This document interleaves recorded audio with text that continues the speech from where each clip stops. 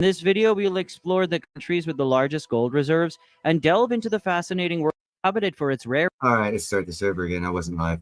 This is the world's largest countries gold reserve in 2024 by Nerd Cassette. Obviously, you should subscribe to him. It's his show. Not plagiarizing. Give him full whatever. Congratulations for doing this little video. Rarity and beauty has been a symbol of wealth and power throughout history. Today, countries around the world continue to hold significant reserves for this valuable asset. In this video, we'll explore the countries with the largest gold reserves and delve into the fascinating world of gold ownership on a national scale. Oman's total gold reserve is 20 kilograms, managed by the Central Bank of Oman.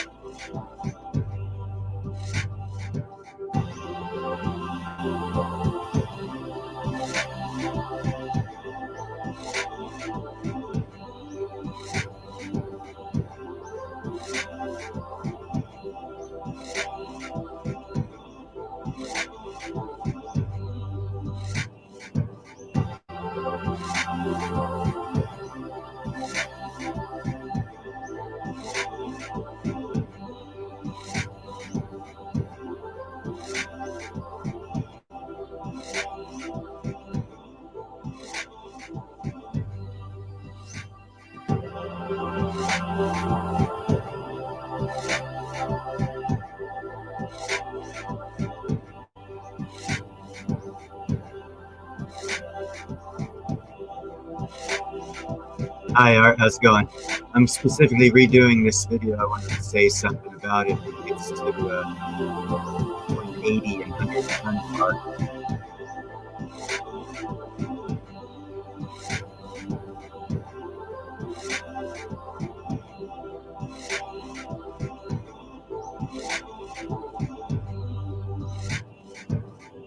It's way scary.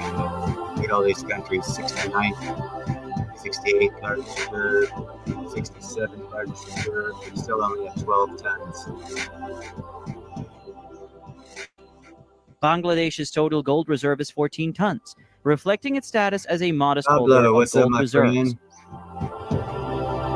Yes, they are actually, Pablo. They will be shortly.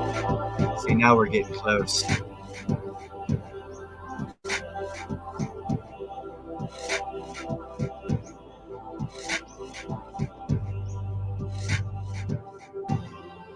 Malaysia's total gold reserves is 39 tons, contributing to its diverse economy and financial stability. Wow, it's taking a while to get up to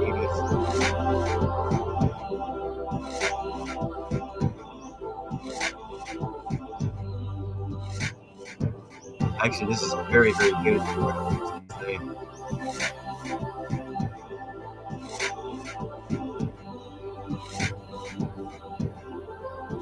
Here we go. Australia's total gold reserve is 80 tons, reflecting its status. Okay, right here. This is where I want to stop. This is the 40th, 39th, and 38th largest. What's up, ATM? And Finn. Gold reserves from 100 down to first. And I do a lot of reports on Burkina Faso. They just stopped all their exports and they've consolidated all of their illegal artesian mines that weren't counted, which they predicted was half of the amount of gold leaving that country. And they've suspended all gold exports and they're building their own refineries. So they're absolutely going to lose none of their gold from this point on. And they produce about between 79 and 94 tons of gold every year out of that country. So if you look at the gold reserves of Australia as 80 tons, well, Burkina Faso just stated they're going to not give anyone their gold. They're keeping it in-house. After a year, they're going to have about the same amount of gold as Australia has in their reserves. And they're going to back their currency with that gold. Then they're going to release that amount of gold the next following year back out to the COMEX or whoever's buying it or keeping track of it. But my intent and purpose of this in particular video was to show that Burkina Faso was not even on that list for 2024. it's not on the list that has 0 gold reserves. Next year, I'm going to do this video, and Burkina Faso is going to be somewhere around 40th or 39th largest country in the world's gold reserves and holdings. That's how fast things can change as far as countries moving up. And that is a distinct rocket fire shot to tell you you need to be investing in that country, because it is going to the top economically. If it can go from 0 tons, not even be listed on the gold reserves of the world in 2024, and it can go from there, it will be around the same amount. They'll have the same amount in reserves as Australia in a 12-month time period, just because they stopped all of their exports and they confiscated all their artisanal mines, which I did a report on, was leaving that country without being recorded. So I don't know, man. I'm just trying to iterate the point that Burkina Faso is a bigger deal than people than no one is talking about, except for me, apparently. And you take it for what it is. This was the top 100 countries' gold reserves of the top 100 countries in the world. Australia is 39th of 100, and Burkina Faso is going to match them in a 12-month time period. I think that is wow. As a significant gold producer and exporter.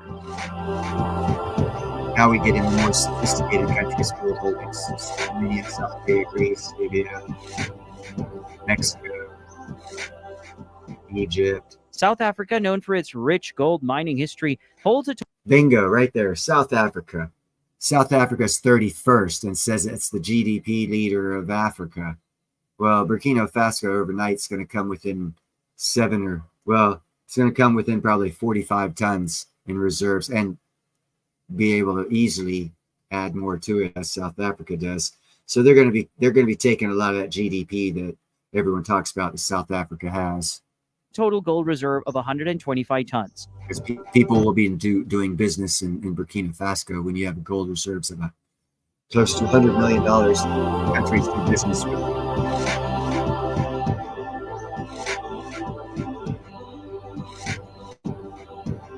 Definitely be kind to upgrade.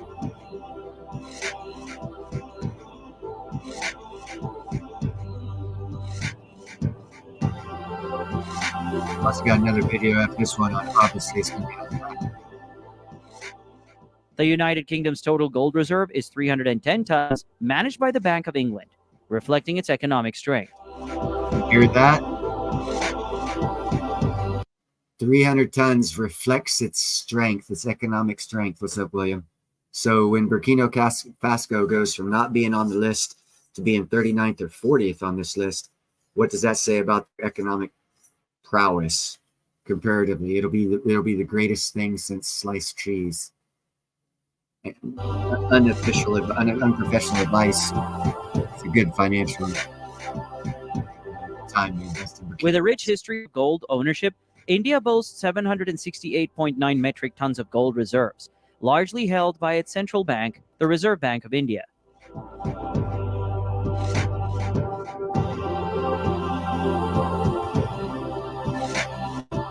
Yeah, these are big countries, my brother. You're just an individual in a country. The U.S. holds the largest gold reserves in the world with a massive 8,133 metric tons of gold, stored in various locations, including Fort Knox and the Federal Reserve Bank of New York. That's up to question, but we'll leave that up to question. That was one of the videos. When will I visit? When I have my solar-powered catamaran or buy my islands in the Philippines.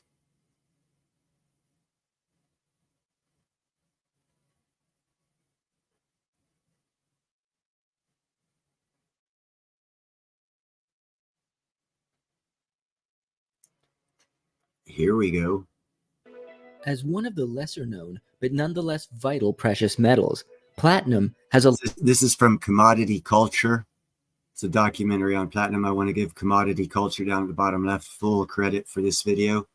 I'm not plagiarizing. I'm just replaying it. If you want to see more, go subscribe to Commodity Cultures. I want to make sure I'm not plagiaristic. A long history of being used for jewelry and ornamentation, reaching back to the ancient Egyptian Empire, having been discovered on a coffin unearthed in Thebes, estimated to be from the 7th century BC. Platinum is a Hold on. What did he say? be from the 7th century BC, reaching back to the ancient Egyptian Empire, having been discovered on a coffin unearthed in Thebes, estimated to be from the 7th century BC. I was unaware that they were mining platinum. I'm gonna have to research that. Platinum is a metal that represents power, prestige, and a sense of great accomplishment. It has come to symbolize a high level of status in society, as evidenced by top-tier credit cards and membership programs using its name.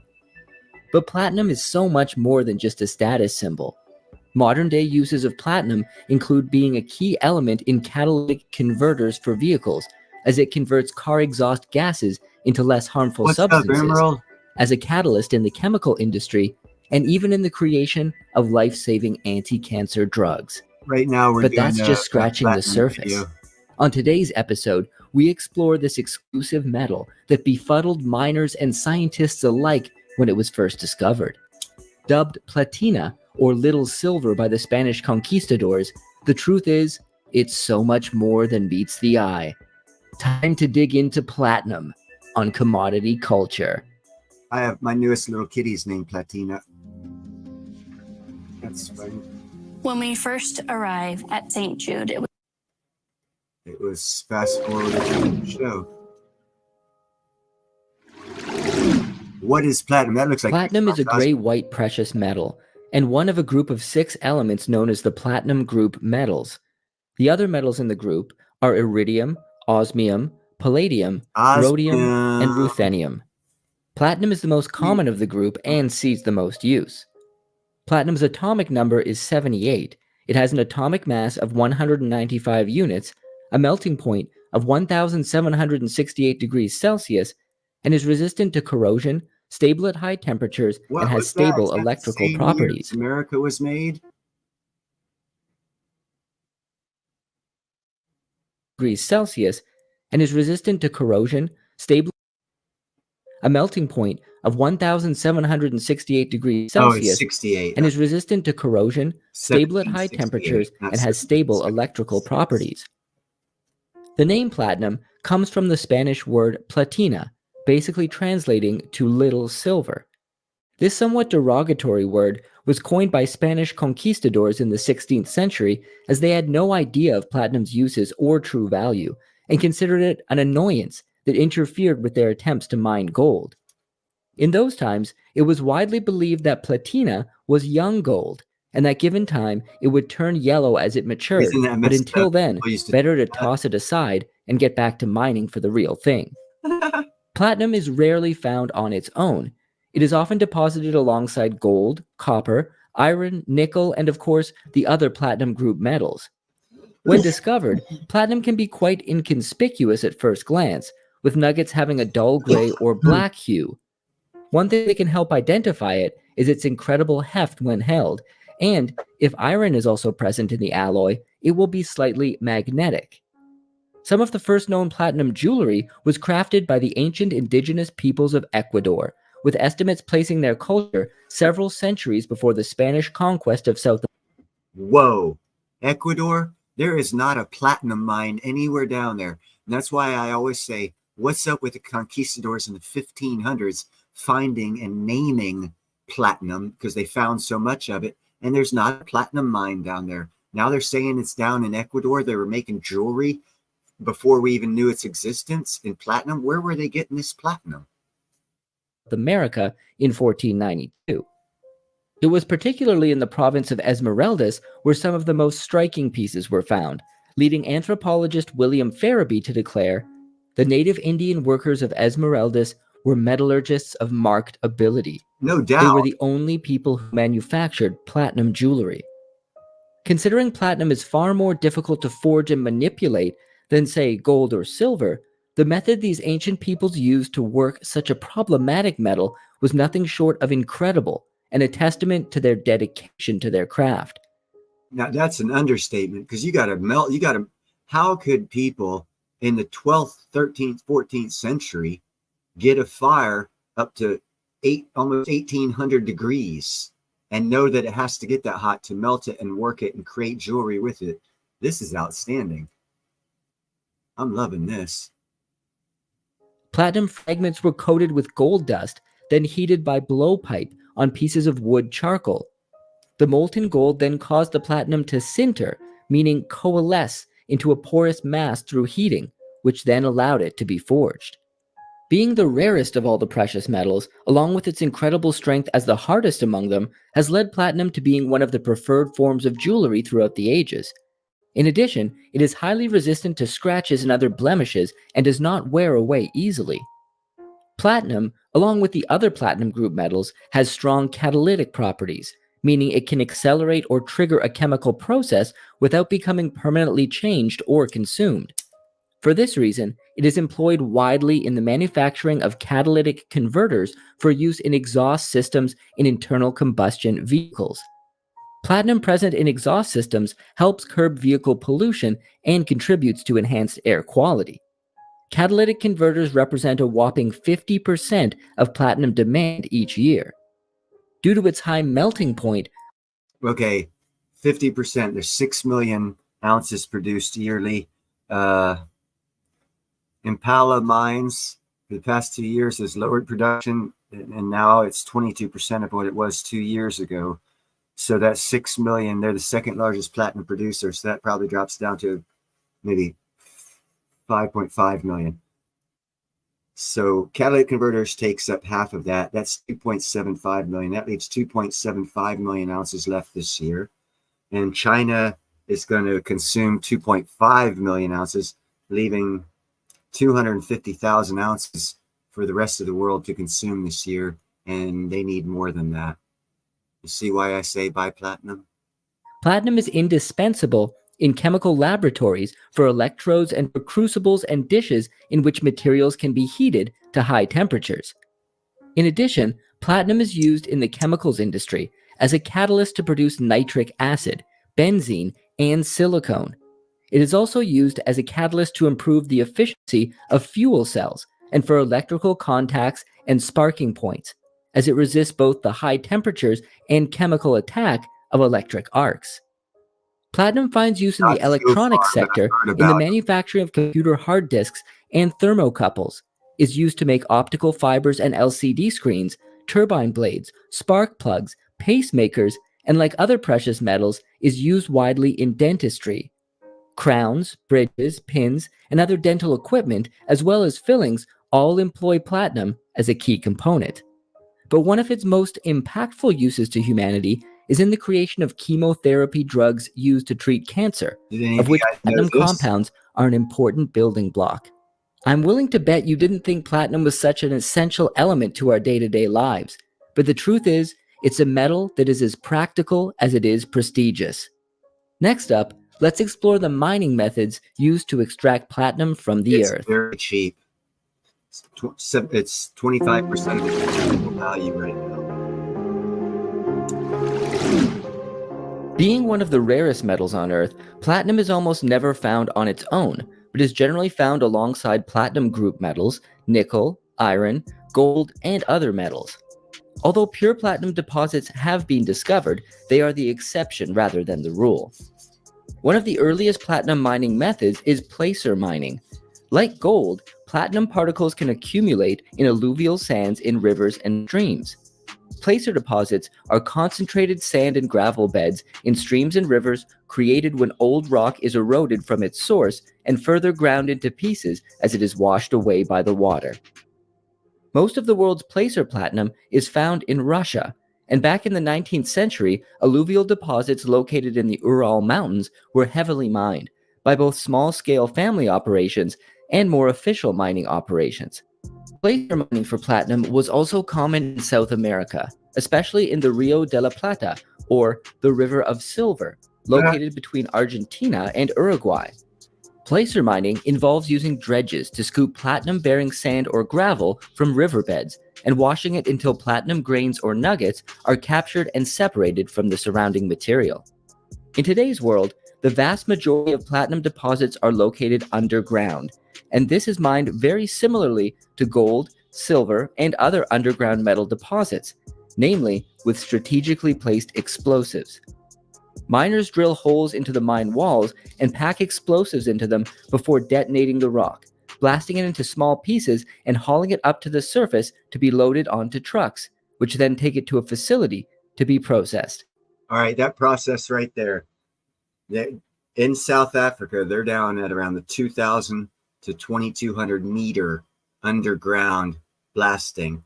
So what they have to do is they have to take the energy and equipment necessary to transport raw ore up almost a mile from under the ground. That's very expensive. It's more expensive the deeper you go.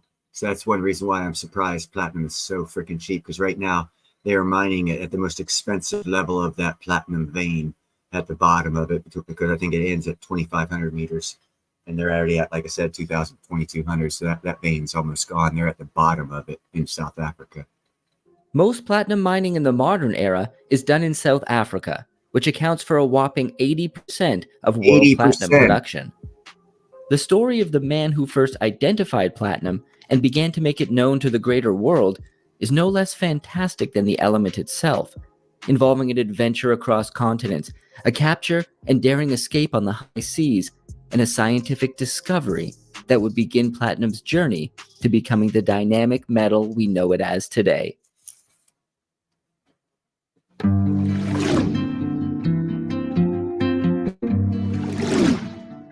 Antonio de Ulloa of Spain was only 19 years of age when he was promoted to the rank of frigate lieutenant and sent on what would be a life-altering expedition to Quito in Ecuador, led by French geographers Charles-Marie de la Condamine and Pierre Bouguer.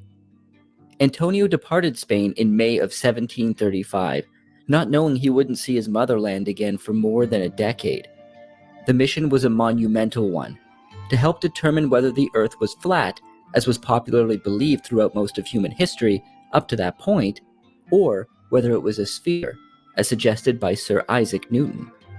To this end, it was necessary to measure the length of a degree of longitude at the equator, of which Quito was the closest city, and again it's somewhere as near as possible to one of the poles. An expedition to the far north of Sweden was also dispatched for this purpose, but our story shall leave that journey to the pages of history. As Antonio accompanied the geographers in Ecuador, their task proved epic indeed, and with great struggle, they finally completed their work around 1745. Over the course of this decade, Antonio had plenty of time to explore the territory and the people there, recording his more interesting observations in various papers he carried with him. As the expedition finally departed back to Spain, their mission accomplished, Antonio must have been filled with strong emotions, as he was at long last headed home. Fate, however, had other plans in store for him. As they made their way, sailing around Cape Horn, they were chased down north of the Azores by an English privateer, and their ship was captured. However, they managed an escape, and as luck seemed to be on their side, they evaded their captors and seemed to leave danger behind.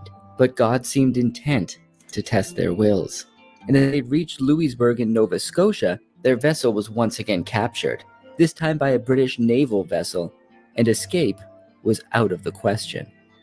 Antonio and his companions were taken to London and imprisoned, while the Admiralty confiscated nearly a decade's worth of notes from Antonio's time spent in Ecuador. Things looked grim for our frigate lieutenant as he sat in a cell awaiting his fate.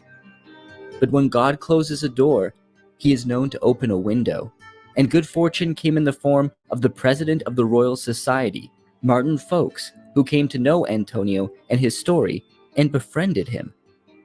The Royal Society were a group of natural philosophers and physicians, and not only did Martin free Antonio from his chains, he got all his papers returned to him and even made him a Fellow of the Royal Society in 1746.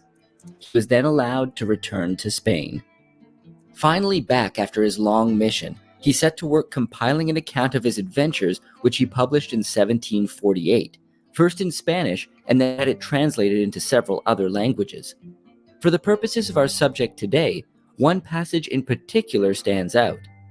In the district of Choco are many mines of lavadero, wash gold. What's up, Anton? Several of the mines have been abandoned on account of the platina, a substance of such resistance that when struck on an anvil of steel, it is not easy to be separated, nor is it calcinable, so that the metal enclosed within this obdurate body could only be extracted with infinite labor and charge. Shortly after releasing his book, Antonio was tasked with a new mission by the King of Spain himself, King Ferdinand VI, to travel throughout Europe and study scientific developments across the continent. His travels brought him to Sweden in the autumn of 1751, and he was welcomed with open arms by Swedish scientists. Shortly after his arrival, he was... First thing I gotta say, guys, the conversation going on in chat with the information that people are spreading is awesome. I didn't know that, William. That's awesome. Thank you.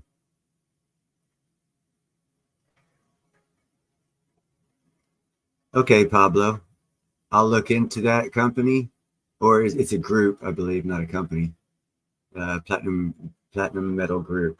Okay, yeah, I think it's a purchasing group that buys mines, but let me do a deeper dive. Platinum Group, I will do that. Matter of fact, I'll look into it tonight, and tomorrow's live stream, I'll have some input on it. But let's get back to the video here. He was duly elected to the Royal Swedish Academy of Sciences in October of the same As year. I said, it's movie night. During his time there, he met with mathematician and chemist H.T. Scheffer. Scheffer was a former mine and metalworks manager, as well as an assayer at the Mint, and so had quite a vested interest in metals. There is no official record of what exactly was said in that meeting, but shortly thereafter, in November of 1751, Scheffer produced a paper titled The White Gold, or Seventh Metal, called in Spain Platina del Pinto, Little Silver of Pinto, its nature described, and submitted it to the Academy. Scheffer was already familiar with platinum before encountering Antonio, as he himself had received samples of it just a year earlier in 1750 from the West Indies. What's up, Attila? But his time with Antonio undoubtedly influenced his writing. In the paper, he came to the following conclusions about platinum: that this is a metal hard but malleable, but of the hardness of malleable iron; that it is a precious metal of durability, like gold and silver; that it is not any of the 6 old metals, since first, it is wholly and entirely a precious metal, containing nothing of copper, tin, lead, or iron, because it allows nothing to be taken from it. It is not silver, nor is it gold, but it is a 7th metal among those which are known up till now in all lands. In addition, he recommended a potential practical application for platinum when he wrote, "This metal is the most suitable of all to make telescope mirrors, because it resists as well as gold the vapors of the air. It is very heavy, very dense, colorless, and much heavier than ordinary gold, which is rendered unsuitable for this particular use by lacking these 2 latter properties." Although attempts were made in the years that followed, platinum never found its place in telescopes of the era. Although Scheffer would be delighted to know, the metal did eventually find use in the construction of X-ray telescopes centuries later. Nonetheless, his paper sparked the imaginations of scientists across the world, and a flurry of research into platinum began, leading it to be established as the multifaceted metal that we know in the modern era. All right, there goes that video. Pablo, the reason why I'm familiar with them, I think they're the 3rd largest or 4th largest platinum producer in South Africa. I actually was invested in Impala Platinum Group. They're the 2nd largest, second largest. And I think Americano something is the 1st largest, but both Impala and Amerigo, or whatever it's called, the 1st largest, have holdings in Tanzania and in Botswana and in Zimbabwe. They also own the platinum mines there. So basically, that Platinum Group metals that you're talking about, most of their holdings are actually in South Africa. That's why they're like the 3rd, the 4th largest supplier of platinum, and they don't have many other mines like the top 2, Impala and Americano, or whatever they're called. So they're more diverse with the amount of platinum they can get. Once their South African veins run out, they can still do the Zimbabwe, Botswana and Tanzanian platinum veins that they own the rights to. So I'm thinking probably within, and I haven't looked at the price. If you want to look at the stock price, I believe the stock price of that one has actually probably fallen from a high in the 20s or 30s down to probably single digits. So that's pretty much a tell on what's going to happen with that group. Most of the platinum produced on the planet is drying up in South Africa, where you heard the numbers. They are producing 80% of the platinum to the world. And back to Pablo's point on that group, why I said Clean Air Energy is because they're a Canadian company, and they're a penny stock right now, but they own the mining rights to the discovery they made in Canada north of Thunder Bay. It starts at about 500 meters underground, not 2,200 meters underground. So it'll be a hell of a lot cheaper to mine for the first 20 or 30 years. It's the largest platinum vein discovered so far on this planet, larger than the ones in South Africa. So what's going to happen probably over the next 10 years is the platinum price is going to skyrocket, because as I just mentioned, posted down there, the platinum market is forecast to record its largest supply shortfall in 10 years. That right there is going to break the back of the manipulating China that's controlling the price. They're going to lose control of the manipulation, and it's going to shoot way the hell up. And Clean Air Energy has already stated they're not going to start mining until the price of platinum goes up to its more normal rate. So that company is already anticipating the price of platinum to go up to twice what gold is. So that's how I know what platinum is going to double. It's going to go back to historic average for us to be able to mine any platinum on this planet. It says South Africa is controlled by China, and that's why they're getting the price low. I already said that earlier in this video. If catalytic converters take 3 million of the 6 million ounces, that leaves 3 million. China needs to have 2.5 million. That leaves what, 500,000 ounces of platinum for the rest of the world, for all the uses in the chemical industries and the medical industries and the research industries and aerospace industries and all the other industries. So someone's going to be cut out. Imagine who it's going to be. So, bet accordingly. Neither here nor there. Platinum price is going to jump through the roof very, very, very soon. And that's when Clean Air Energy, once the price goes up to a profitable range for them, because even they know that $900 to $950 an ounce, you can't make a profit. You can't even come close to making a profit off it, especially when you're mining that deep. So they're waiting to exploit that platinum vein in Canada till the price of platinum goes up to a more normal base, which is twice the price of gold. So platinum is going to be running out in South Africa within 10 years. So that means the price of platinum is going to be double the price of gold within 10 years. Actually sooner than that, because it's going to take them about 2 to 3 years to get down 500 meters to the tip of that vein to start recovering platinum to make up the need that the world's supply has to have to maintain our society. See, that's the linchpin right there. Once the world powers that be know that there's not enough platinum in the ground in South Africa, all bets are off. Price has to go up, because the people that control the price of the platinum and the platinum supply will be America, not BRICS in South Africa. And that's a dynamic shift, because China only got South Africa into BRICS because of platinum, and they're fixing to lose it. That means that deal's gone out the window. That's another reason why I don't have hope for BRICS, because everything's bad is going to be happening to South Africa. They're losing GDP, they're losing everything. It's going to show up in the charts soon enough. And power hates a vacuum, and Burkina Faso and Western Africa is gathering up the 14 countries that used to be part of the Euro franc, which was a money system kind of like the euro, backed by France in the western part of Africa. 14 countries. 8 of those countries have already broken away to start their own currency. Burkina Faso is the leader of that, which means basically in the next year or two, 14 to 15 countries in West Africa are all going to be using the Burkina Faso money system backed 100% by gold, because Mali and Niger already stated they're looking to combine with Burkina Faso to make one country. And the GDP of those 3 countries together with a gold-backed dollar poops South Africa's GDP out the window. And then on top of that, you got 11 more countries that are going to be jumping on board with them, Not a one of them is a BRICS country.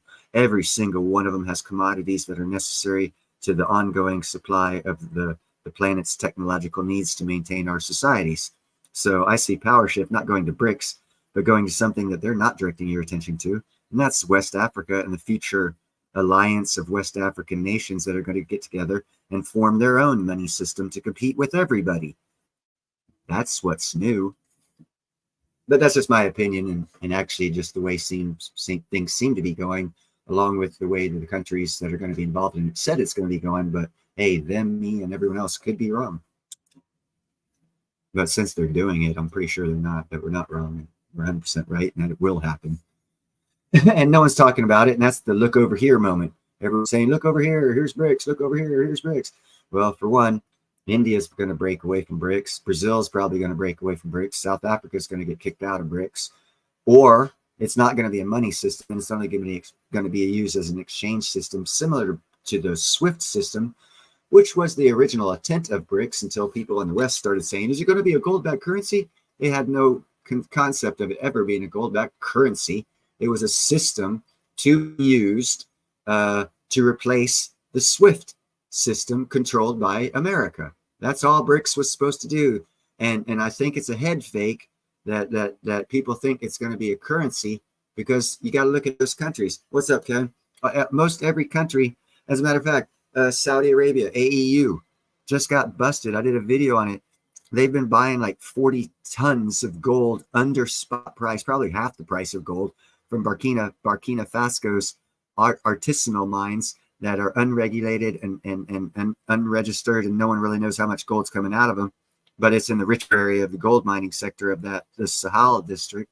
So for over a decade, probably 40 tons of gold a year has been illegally taken at half gold price and put into Dubai and AEU's pockets. And the COMEX hasn't known crap about that. That's like 400 tons of unreported gold that's out there that the COMEX doesn't know about. So we have lots of other issues that are going to be coming up, because that was just reported.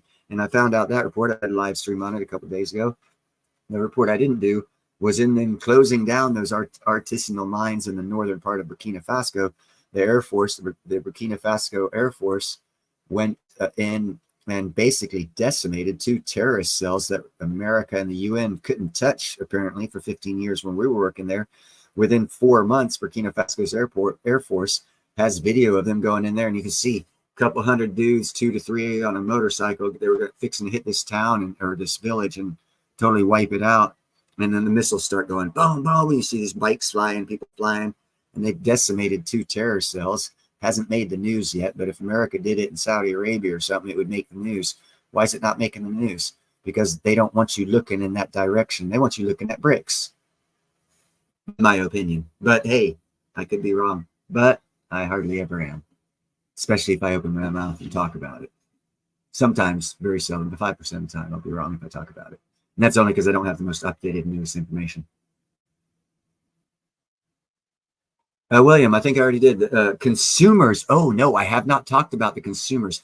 That end of the industry, I really don't know. Other than China's supposed to buy basically half the supply of platinum, that from what I already posted, it's going to be a record shortfall of platinum. So it's going to be a fight towards the end of the year who's actually going to fill their orders of platinum, whether China's going to get their half the world's supply, or if the car industry is going to get half the world's supply, or if the medical industry, the chemical industry, and the space industry get their 1/3 of the world's supply. See the numbers don't add up. So someone's going to come short this year big time, and that's going to skyrocket. That's going to break the back of the manipulation that China has on platinum, and it's going to skyrocket the price. So whoever's the biggest buyers are China and auto industry right now, and chemical industry, pharmaceutical industry, and the space industry. Which in particular companies of those, I don't know. And of course, I already said hi to Kevin.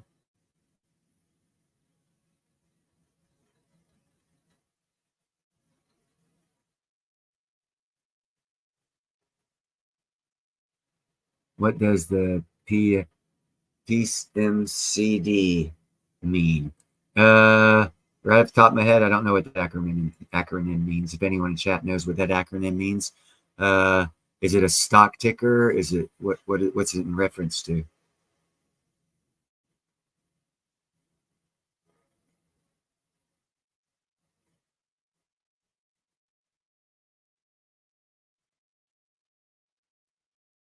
Oh, it's your name initials? Ah, that's a good one, Will. Patrick Miller Conrad Dean. Wild guess. Sorry about that. Definitely, I know I'm wrong.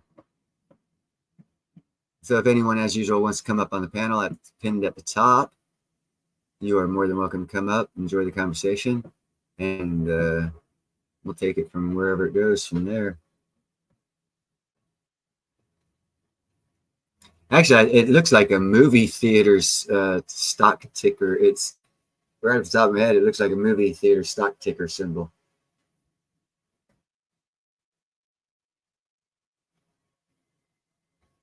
Yeah, I don't know what. Hey, what's up, Space Miner? I don't know what Ninja's status is on BRICS.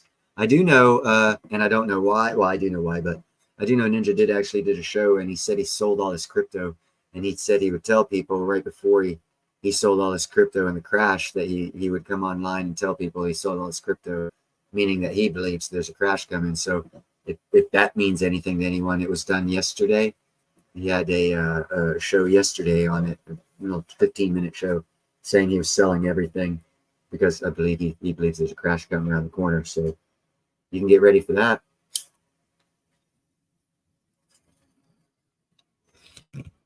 If you fall under that thought process. But what I do have, totally off topic, is a modified 1940s-ish, maybe 50s. Maybe you guys can help me out. Dun, dun, dun. Yep.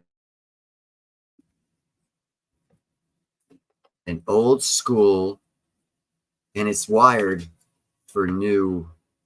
This is the old cable. It was kept for the actual lift up part, and it's one of those ones. It's got. Hello, operator, hello. Back in the days when they had switchboards. Yeah.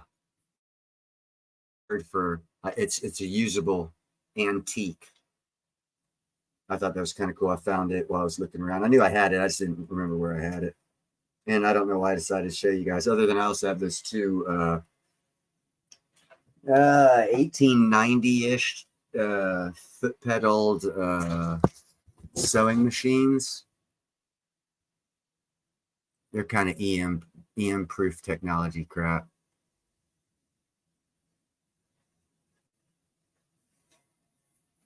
Is it 80s? Okay. I thought it was later than that. I thought it was like 50s. It's actually it's a metal and wood bottom, so I don't.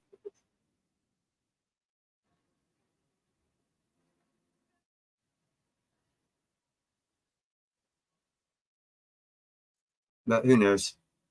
But yeah, it's metal, and I know they quit using metal in phones before the 80s.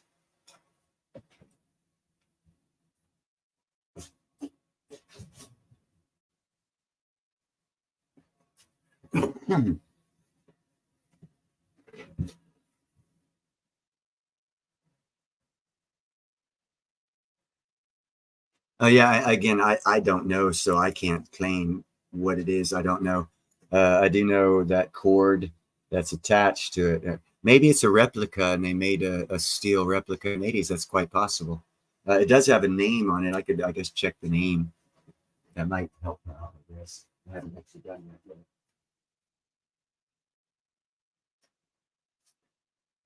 No, it's a stamped on name that someone put on it. It's not a factory name. There's no factory emblems on this. Very nice.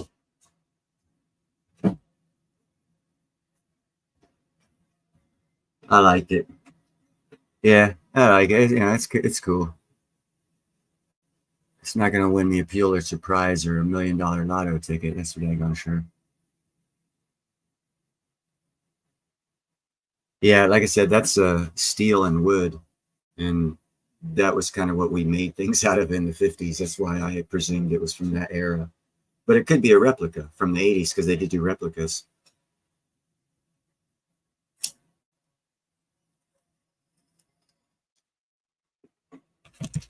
But I do not know. And if you guys do, you know more than me. And that's quite possible.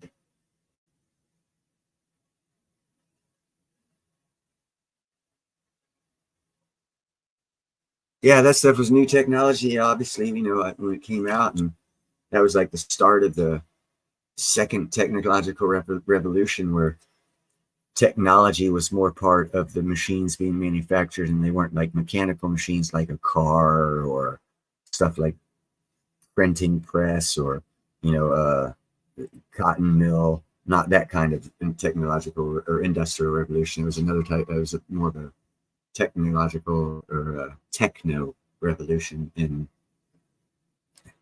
housing goods. Like the refrigerator came out and your freezer, because before then you'd have the milkman, Iceman, and stuff like that.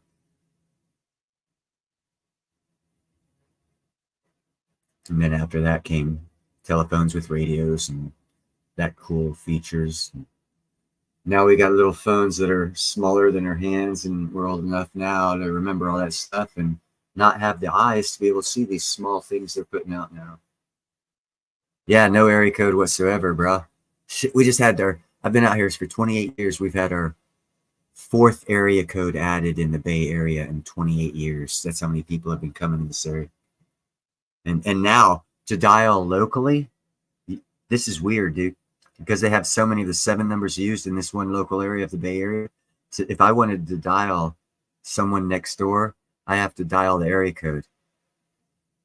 So that way the phone company knows that that actually phone number is probably used 3 times in the Bay Area, but the one I'm calling is for the area code of this. That's how many numbers have been issued between cell phones, hard lines companies. Oh, dude, yeah, they've already duplicated numbers so much that they've had to. They're telling us we have to use area code for local calls, and they've added 4 area codes. There's like almost, well, there was in the last census like 11.5 million people in this area. I'm sure a lot of them have left since the last census. Yeah, it's almost a guarantee, actually.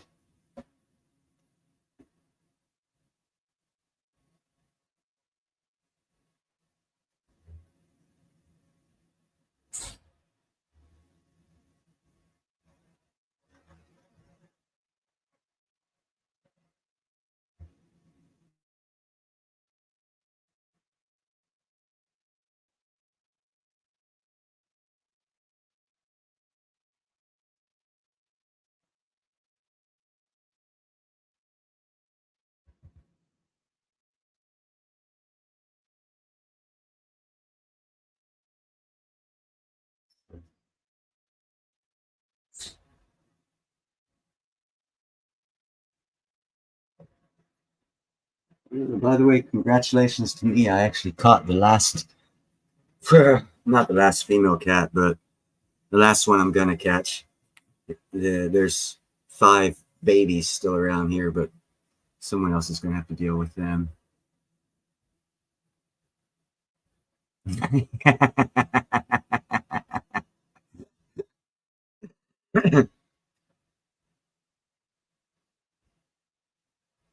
I'm looking at Alabama, because the property tax is 0.02% in Alabama, 49th lowest in the nation.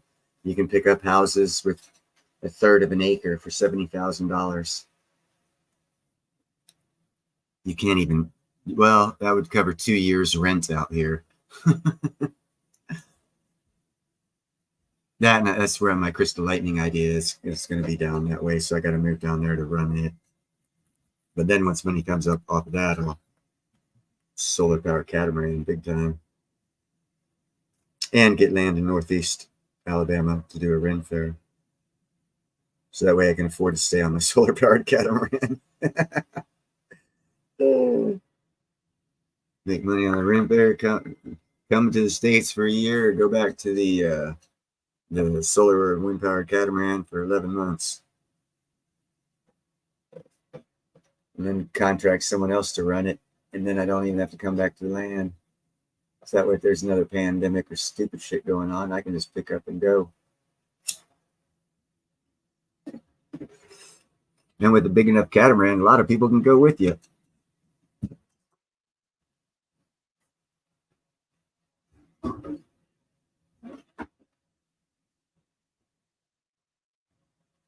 Like an 80-foot catamaran, that's like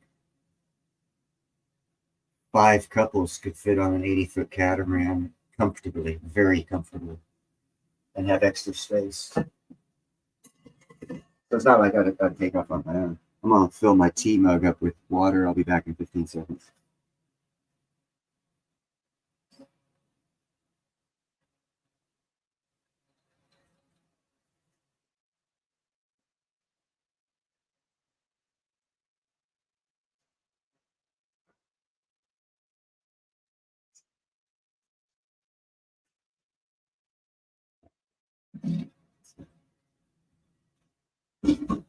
So what I suggest is everyone, I know Kevin the Weed Man's in here. The boy is doing something special. He's got he's the monarch king of bringing back monarchs and their flight path, migration flight path, allowing them to have food along that flight path to where they can keep their numbers out throughout the whole migration, continuing enlarging the species from the downturn we've had over the past 20 years. Not too many people are on that mission, and he is, and I always let him know I'm appreciative of it. And I suggest he's got a matter of fact, one of my put your channel up there, Kevin. You're a moderator. Put your own channel up.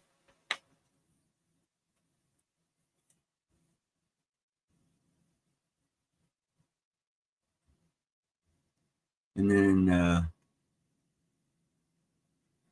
we got this one here too.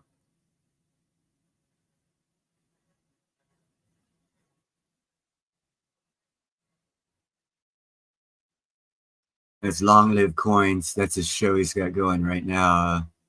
Actually, not his website, but you can get it from there.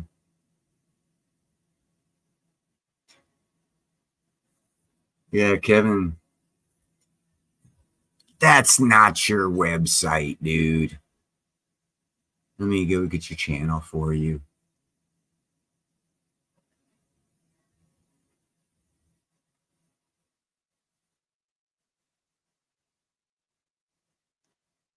Let's see if that's it.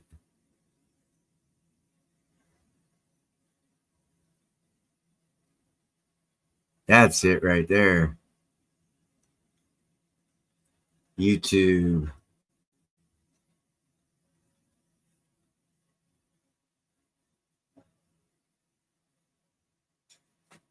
Yeah, everyone's welcome to promote your own stuff on this. If you're blue, throw your stuff out. Self-promotion is wanted. I encouraged. We all need to help each other out. It's part of the be kind, helpful, and grateful thing. And you'll find you'll live a better life and a happier life and a more peaceful life if you live that lifestyle. Not saying bad things happen everywhere. There's bad people. There's more bad people out there now than ever. That's why you should be kind, helpful, and grateful, and actually not be anticipating a kind, helpful, grateful response. But that shouldn't change your perspective, who you are. No one should change who you are. Full moon shouldn't change who you are. Keep a silver bullet on hand.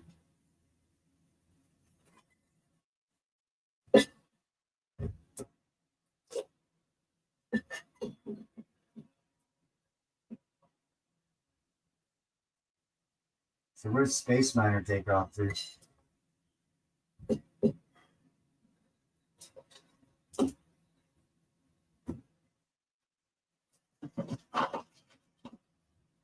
What else we got going here? Sorry, I'm opening up the tea bags. I'm a Scotsman. I need my tea. Be thankful I don't eat haggis.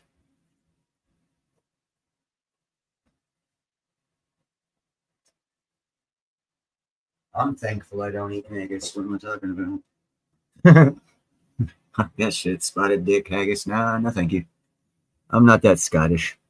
I am, but I'm not. I've been Americanized. I've been bastardized. I'm an Americanized Scotsman.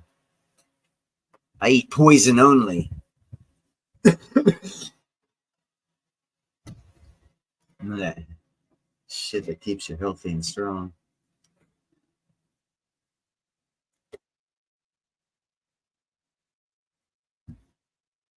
So, anything you guys want to talk about? I know there's a lot of other live streams going right now.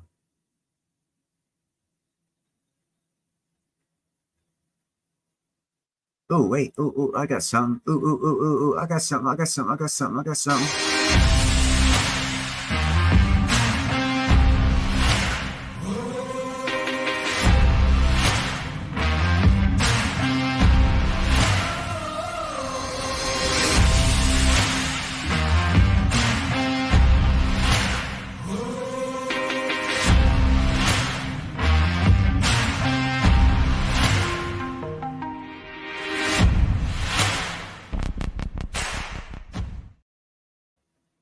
That's some kick-ass stuff, brother. And sisters, if there's any sisters out there.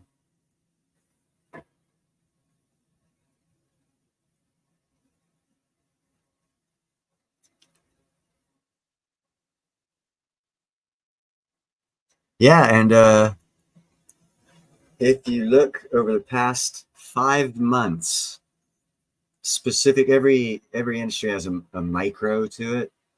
And my first time seeing crystallized osmium, I instantly jumped on 2 millimeter squares because of that specific reason. And I saw the little micro scale. What's up, Judy? And I saw what was going on, and I purchased some. And apparently, me and several other people purchased all that they had in stock at the time, and they stopped selling them. And we were getting it for $25, the Sparkle 3, and that was 5 months ago. And they're already double in price. Not all of crystallized osmium pieces have done that, but the one in particular, one I jumped on because I saw the opportunity, actually did that.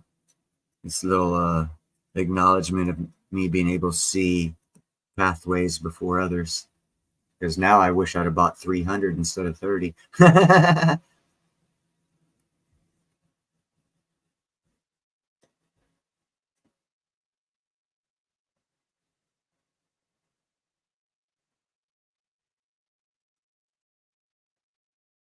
Yeah, they actually have a thing called crystallized gold, but it's not the same meaning as in crystallized osmium. The crystallized gold is like, I used to know they have string gold, which are thin fabric pieces of gold that run down the river that are formed through a certain process of erosion. And then they've got the stuff they call crystallized gold, which I believe is still inside the quartz in flakes. And I think they labeled that crystallized gold, but it's not actually crystallized gold. They just labeled it that to give it a word, a meaning. But yeah, I'm curious about platinum, gold, and silver. Now, one thing I am going to be doing with my lightning crystal experiment, and Ian from Arc Silver brought this up, and I was like, I'm totally down with. He's got a big sponge of osmium ore, and he wants to add that to my crystallized lightning box that I'm creating and see what lightning will do to it as far as a natural crystallized, because of course lightning's way over 9,000 degrees, and it crystallized sand. That's where fulgurite is, which is where I got my whole idea of crystal lightning artwork from. So it does crystallize materials around it because of the heat factor of it. So we're very, very excited to see what comes after I get it built, to see what comes of putting some raw osmium ore into the device and seeing what happens to it after it's struck by lightning. I think that'll be a very interesting experiment to do. but I'm weird.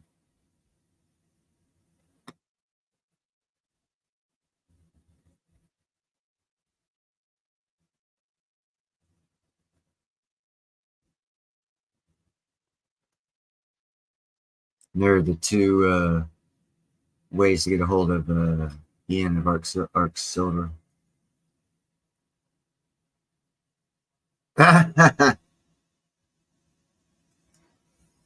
Well, it is going to be a lightning artwork along with crystallized lightning artwork, because there's this better than the fulgurite or crystallized lightning that they get in the soil, which I'm going to do artwork with. They've got this stuff where, hey, what's up, Thuran? Where up at like 12,000 foot above, lightning hits granite rock, and they occasionally run across it. It's more rare than the fulgurite. And with my device, I'll be able to stick a whole bunch of granite rock in the device and have lightning strike it and reproduce that rare whatever it is. I haven't done too much research on it, but there'll be a lot of things. I'll be able to stick ball bearings in there and see what path the lightning took with the ball bearings. Separate the ball bearings with a little bit of sand, so that way they're not stuck together as they're in the box, because that would guarantee that all of them, it would be like a big cube, would be melted together.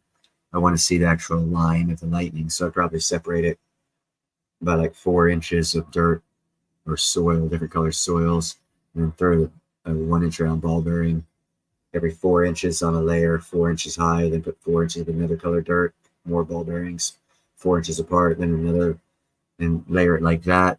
It's time consuming stacking it like that, but it'd be very, very expensive piece of artwork.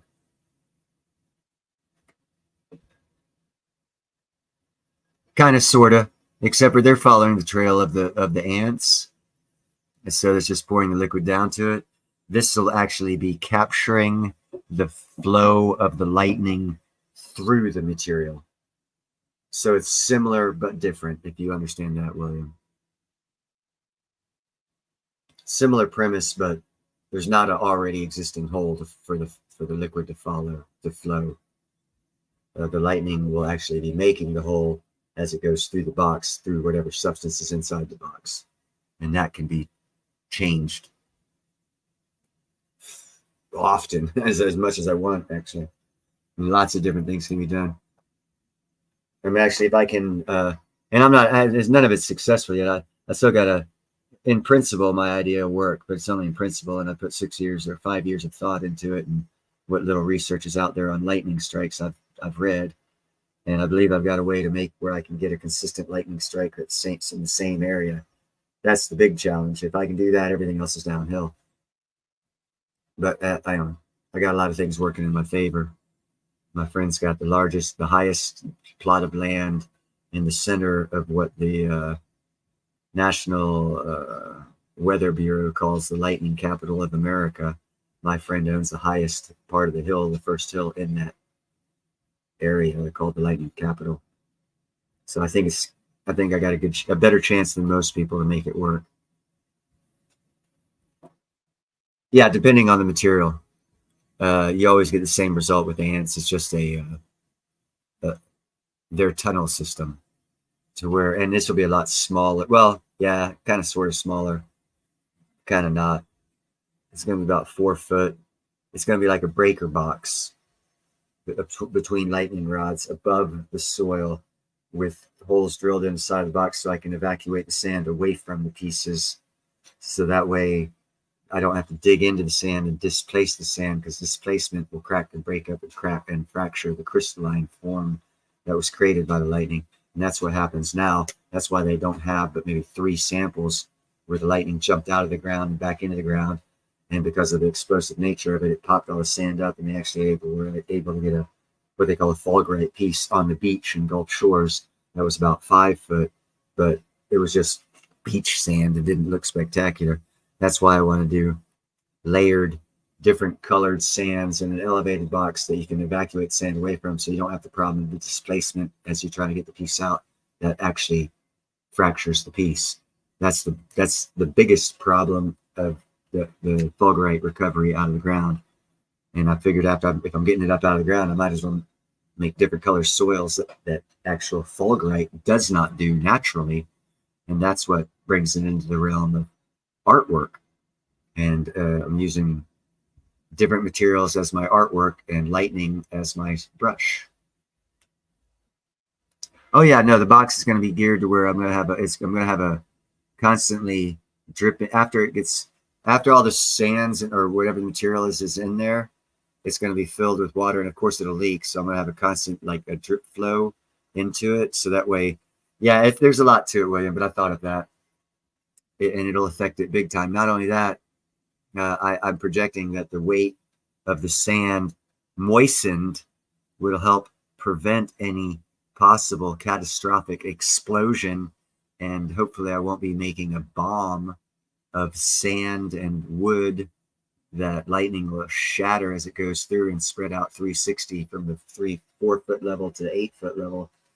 I know I don't want to be around on the first one, I'll tell you that. I want to be within a couple miles, but not right next to it, because I don't know what's going to happen. But I figured having it filled with water, since naturally, in the sand, it usually forms at the water line is where people stick rebar in the sand to get their pieces of fulgurite. So I anticipated I would have to have a full water cased box, and since I probably wouldn't be able to make it waterproof or watertight, I would have to have a constantly running slow drip flow, depending on how well I build the box, water source running into it. And then I also have the problem of the lightning hitting the water and running down the water supply and blowing the pump on the land. So I got to think about that too. In which case I'll probably have a hose going to a PVC pipe elevated off the side by about 6 foot, and have the PVC pipe a little bit lower than the hose, and have it, and like cut the PVC pipe, have it at an angle at 20 degrees, and cut the top of the pipe at an angle so more of the hole is made available for water from the hose to drip into. So that way I stand a better chance of it not the lightning flowing up the water source.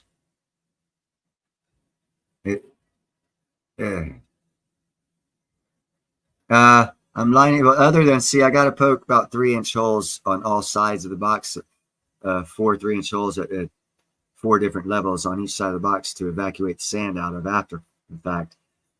And I'm going to be covering those holes on the outside with like a pool liner rubber piece, and then putting plywood over it and reattaching it. But on the inside, what I'm going to do is I'm going to use beeswax on the corners, and hope that the beeswax, when it dries, fills the holes well enough to stop a lot of the leakage, William. But it's going to be pressure treated, like probably 3/4 inch plywood, maybe 1 inch plywood. And the only thing that's going to be on the inside, other than the substance I put in it and water, will be beeswax around all the seams.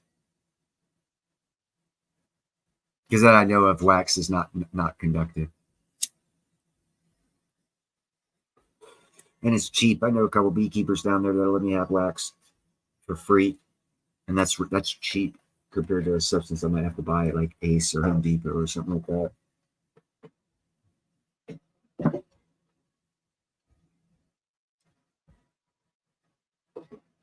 Oh, it's Theran, dude. One of my plants went crazy on me on the 5 I planted. They're 4 to 5 foot is the average heights, but this one is like, it's coming up on 8.5 foot. It's like towering over all. I don't know what the hell I did to that soil different in that one location. But whatever it was different than the other locations, it's maybe I need to pay attention to the food sources I put in the ground to see maybe that has an effect on the growing of certain plants or something. I need to do more research on that.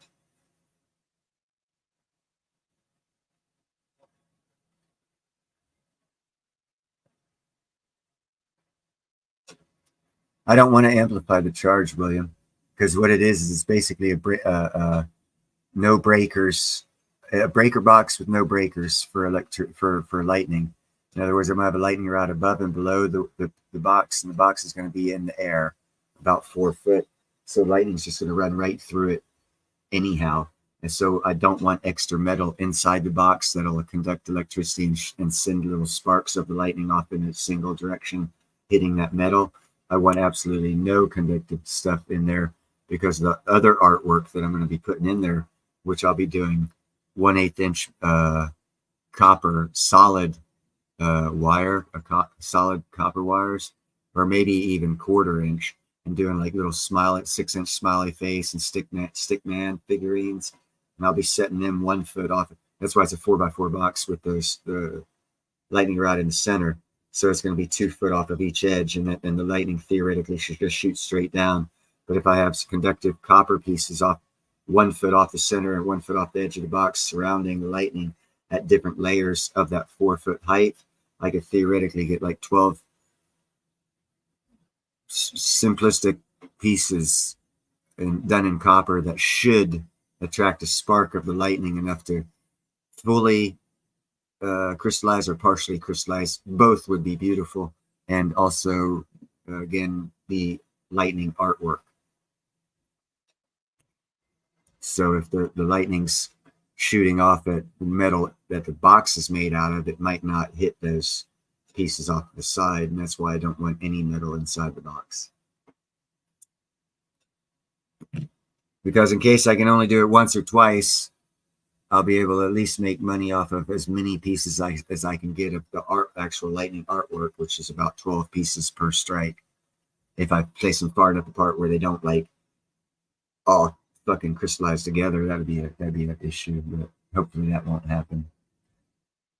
But you never know, because it's never been done, and it's gonna be a shot in the dark, and then repeat until I perfect it, and then go from there.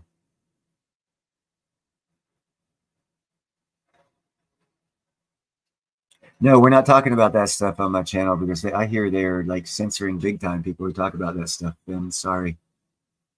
We're not going to mention that person's name, if you don't mind. And that's only because for 2 years I ran with 2 strikes on my channel. And so far this whole year, I haven't got 1 strike. And that actually affects the monetization of this channel, which is why I've gone for 2.5 years and I'm still not monetized. That would be an interesting thing, but I talked with Aquaman about that, and he said it wasn't a good idea, 79. But I appreciate the loving thoughts. I can feel the love coming through the computer. How you doing, girl?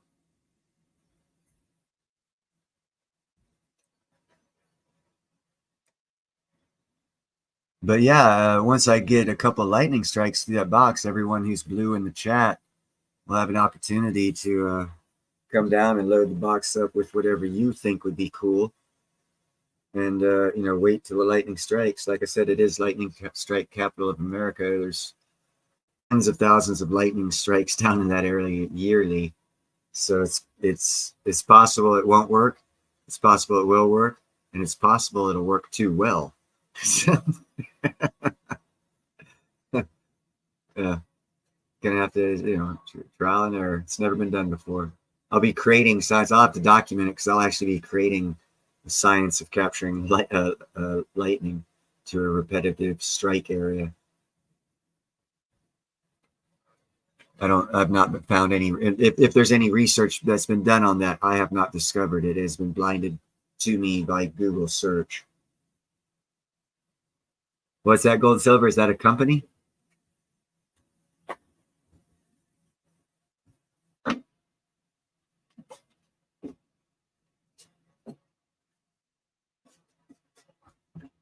Yes, EMF. I know that in some circles that means electromagnetic field, but it depends on what circles you're in, what it means. It could be a stock ticket. That's why I ask.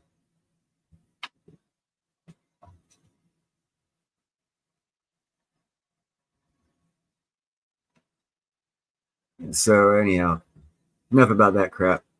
Anything else you guys want to talk about? And by the way, hello to you, Gold and Silver. Appreciate you showing up.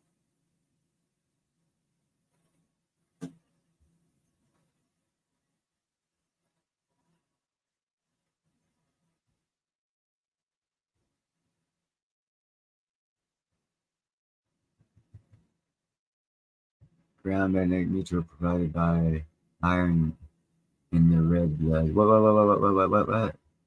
Hey, Gerald. Oh, static. Static, okay. Hold on a second here. Let me get this one. The ground magnetic neutral provided iron in the red blood. I don't understand that, William.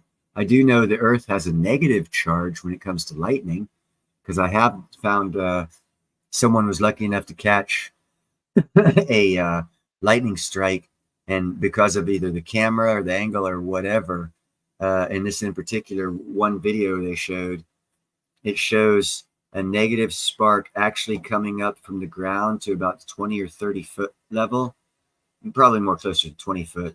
And then it shows basically the lightning, and then you go blind because it's a bright light when the negative and the positive energies attach and actually create the lightning. And it happens faster than a blink. But this camera was able to capture, and it might have been like a 1400 frames per second type of camera is what I'm thinking, because they were able to capture it, and it happened in a millisecond. But it proved that the negative energy.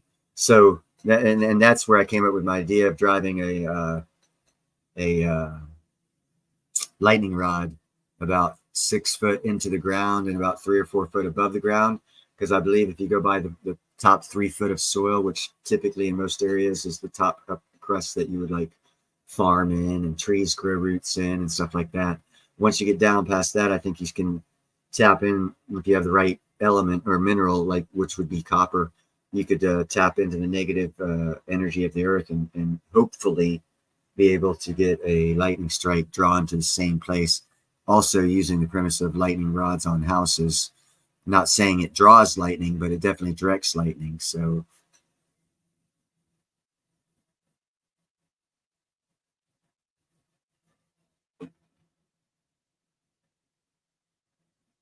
oh, William, you're going deep now with the questions there, brother. That's called static electricity, 79. That's where your hair stands up or you shock the cat when you touch him. You can also do it by having socks on and rubbing your feet together.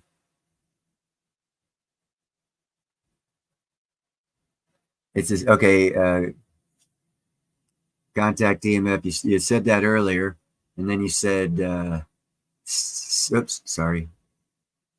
You said static when I asked you what it was. I still am unsure of what you were asking me to do, gold and silver. If you could be more, a little more specific, I might be able to do something for you or answer your question or whatever it is you're actually wanting.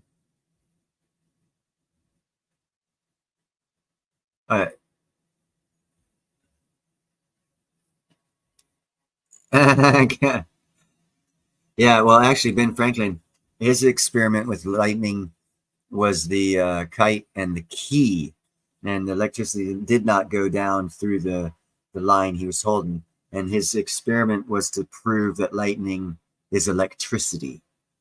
And he did that by throwing up a conductive key that drew the lightning to the key. And that's as far as he went, as far as my understanding goes of his research on lightning. It was just to prove it was electricity.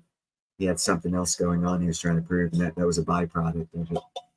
And to prove it, he threw the kite with the key up in the air.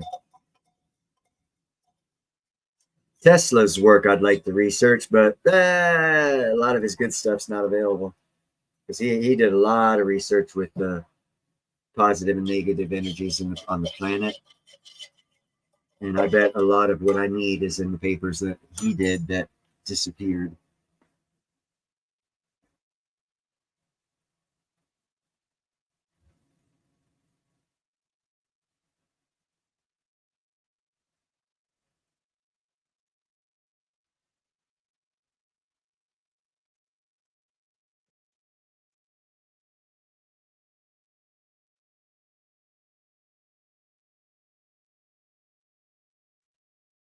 No, that's neither here nor there.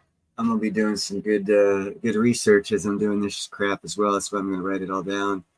I'm gonna try and get a few colleges. After I get a couple strikes in a row, I'm gonna see if I can't interest colleges or the Department of Energy come down and do some science on it and measurements, and maybe we can do some different experiments or something. along with doing the lightning artwork stuff. Because I got a few questions I'd like to be answered on lightning strikes, and if the power of a lightning strike can be separated as is. Okay, let me go back further. If I can get constant lightning strikes in the same area using what I'm going to be using, it'll be a lightning rod basically in the air up to about the 20 foot level. And if I can get a repetitive strike on that, if at around the 16-foot level, if I like connect, weld, solder two other pieces of lightning rod going different directions, if the lightning's power would split, not touch the other two, or what would happen, and if it split, how much of the power would split, and would it repeat and do the same thing? That's where the science stuff comes in. That's part of one of my interesting things that I'm looking at doing.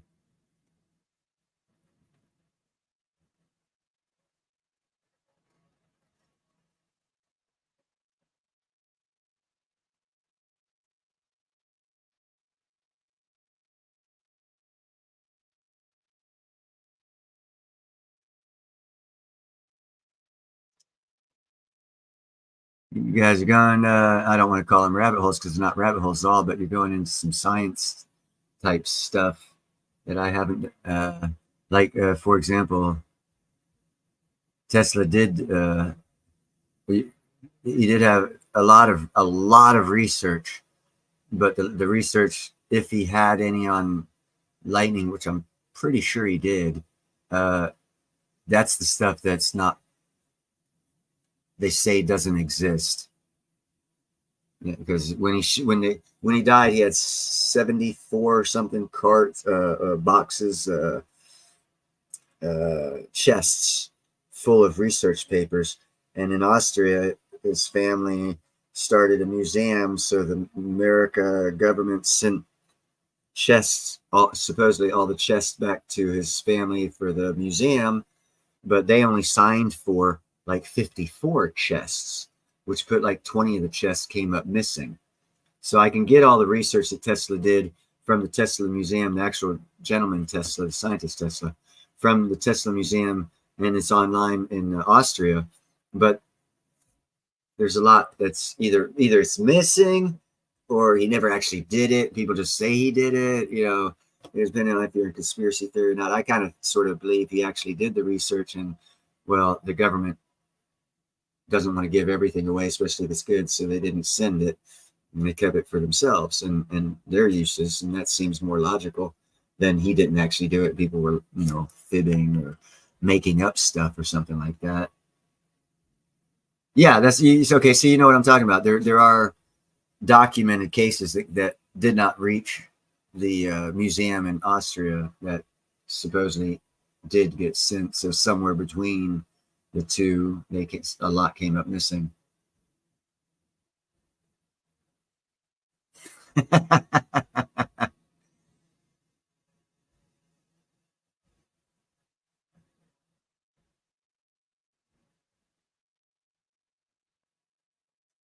That was the fight between, and I like using this, but no one picks up on the humor of it. I always ask people, who do you think was the better scientist, Tesla or Franklin? And the obvious answer, if is Tesla. But if you look at the patents and the inventions and the recognition, you'd say Franklin. But of the two, Tesla was a scientist, Franklin was a promoter. And he had knowledge of science, but he was a promoter. And he was real good at promotions. And during the AC/DC, which I consider the Tesla-Franklin argument, Franklin went as far as to electrocute animals to show the value, the deadly part of AC or DC, because he was pushing AC or something, or vice versa. And he promoted that. He was the first one to promote bad publicity on someone else's idea. He took and he got on people's fear by electrocuting animals with I think it's straight DC power. And that was what Tesla was pushing. And Franklin, because of his patents that he bought and his inventions that he bought and he was promoting, ran off AC, or like I said, vice versa. Or Edison. It was Edison, my bad. Edison. No, hold on, wait, yeah, Edison light bulb. Yeah, it was Edison. Who was it that electrocuted animals on AC? Who was it Edison or Franklin? It was Edison. Yeah, it was Edison. I'm sorry, I confused those two guys. Everything I just said where I said Franklin, put Edison in there. Yeah. No. Damn it. Now I'm confused. I smoked too much pot. Holy shit. Now you got me. I don't know for sure.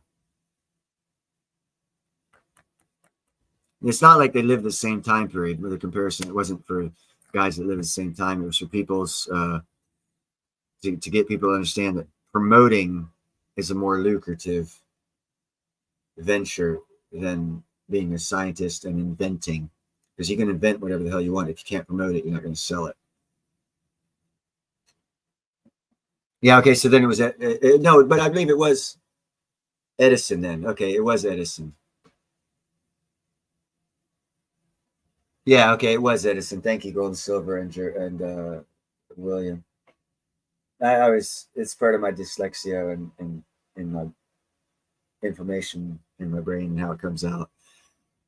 SSCs, Franklin, Edison. There's certain things that continuously screw me up, and those are some of them. So yeah, Edison and Tesla were fighting, and Edison was actually a better promoter, and that's why he had Westinghouse's money. And he came along towards the end, and I think Edison actually had financed like a 12-story building somewhere in the Philadelphia area, I believe, and it was supposed to have housed on the inside one of Tesla's Tesla coils for drawing electricity out of the air, which Franklin proved lightning was electricity, proving that there was electricity floating in the air, and that's the concept that Tesla was working off of, and Westinghouse was promoting that. But then he got a hold of Edison, and Edison was part of the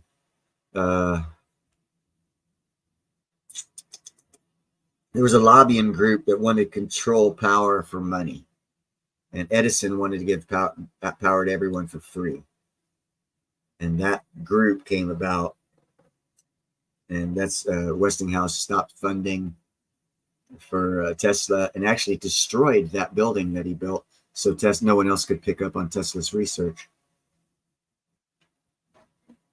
And that's when Tesla started going into his weird downward spiral, like who was that rich Mormon who invented the largest water plane? Hugh Hefner. No. He was that guy from Playboy. There's a guy, real rich Mormon, died hella broke. It was around the World War II era time. He was a wealthy guy, one of the wealthiest men in the world at the time. He died the same way as Edison did, broke, alone in a hotel room.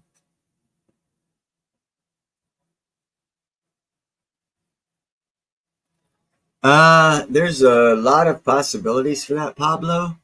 Again, it has to do with probably, I would say, without having researched it right off the bat, I would say, oh, hey, take care, William. It's always good to have you here, brother. Thank you for showing up.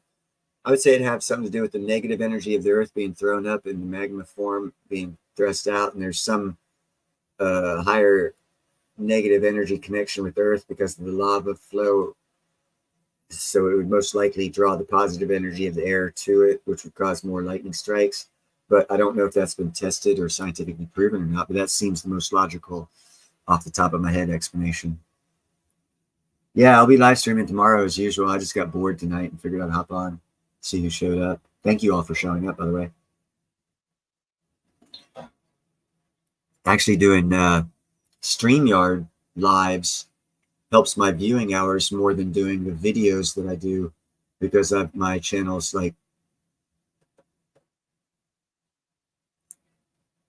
being moderated by Google, shall we say.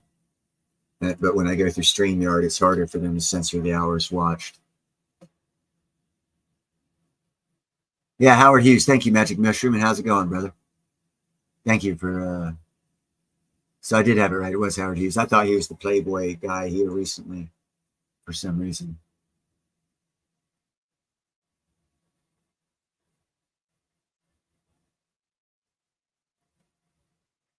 Yeah, there's a lot of things about Tesla. See, now they say if Tesla was successful in the free energy thing around the world, we wouldn't have computers because the transmission system wouldn't allow, and it also wouldn't allow for airplanes as we know them right now. They would have to be powered by some other means.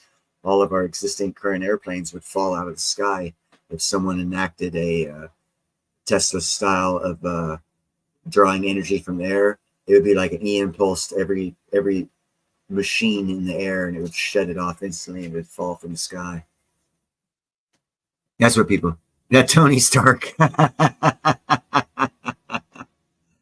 That's funny. But yeah, and especially we wouldn't have internet. Satellite transmissions would be hard to get through the atmosphere. All kinds of shit. Our whole technological advancements would have advanced in a different direction if we had a free power source coming from the air.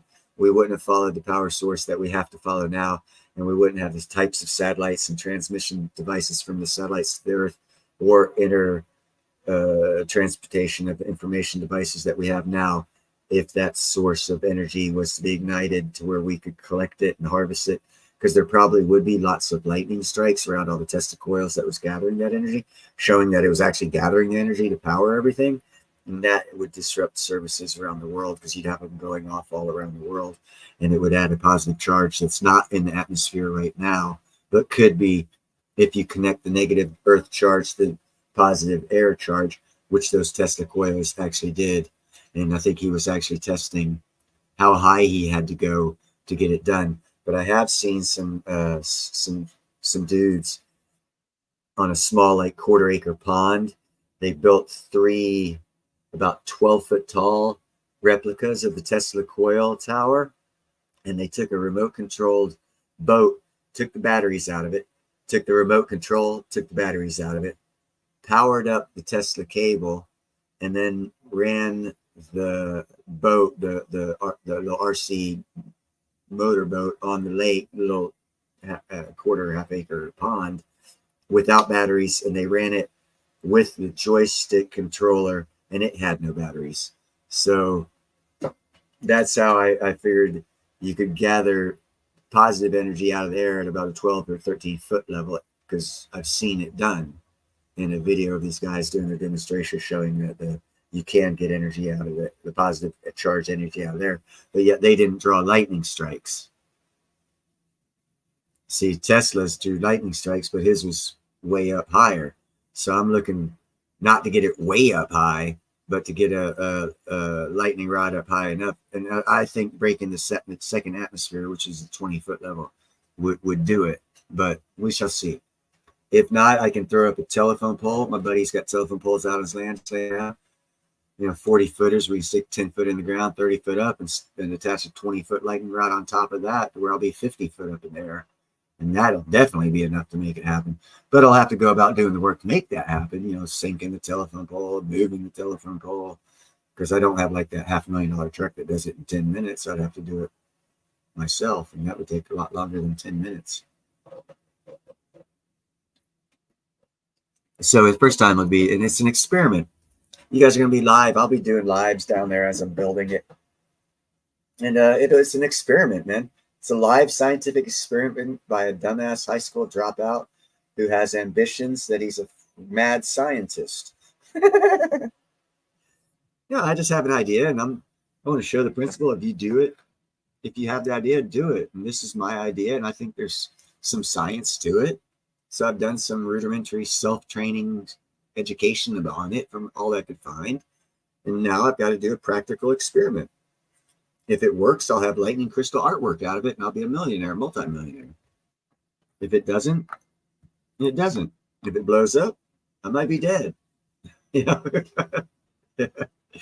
I'm one of those guys. I think it's worth the risk.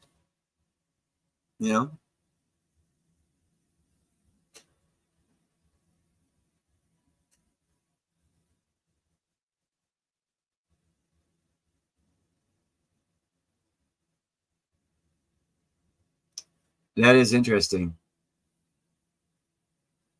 Used to hang out under landing aircraft as they passed, lots of whipping and crackling of static. Yeah, so at a certain atmospheric level as they're coming down. They're breaking different atmospheric levels, leaving different pressure zones and conductivity zones and everything else.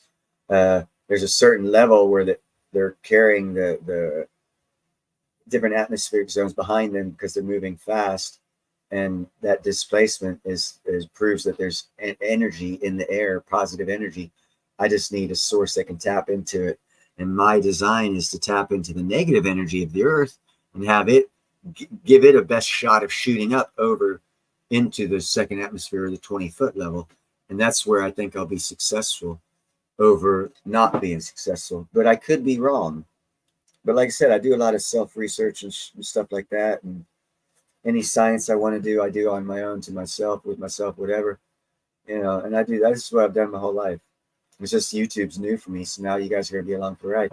I would have taken you guys along for the ride with my bee experiment that turned into the mobile apiary with the invention of the Southern Hive system. That's in the garage right now. It was a six-year tour. It wasn't a 3-hour tour. It was a 6-year tour. And I need more money to continue it to the next phase. So it's sitting there gathering dust. And, now I'm on to the lightning stuff.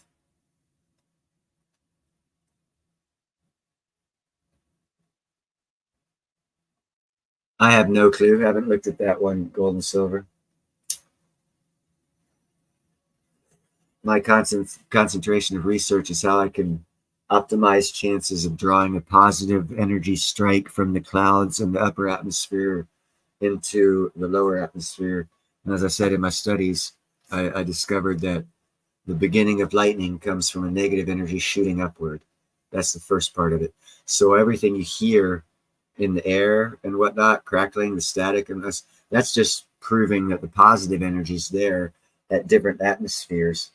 And that also just proves that the actual creation of lightning, at least in my mind from hearing this, I would presume right off the bat, it adds to my thoughts that lightning actually starts from the negative energy of the planet shooting upward. And that's more important to actually getting a repetitive lightning strike in the same spot than it is to have the lightning rod up several atmospheres.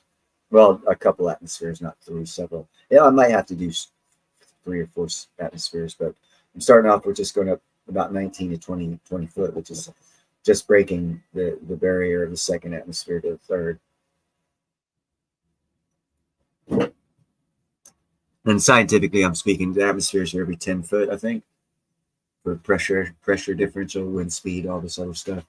They broke it down to different atmospheres and stuff, and it's about, I think, a 10-foot stand.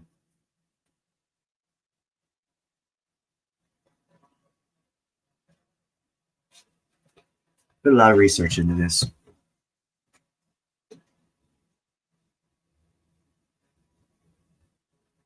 Yeah, and the Earth is negatively charged.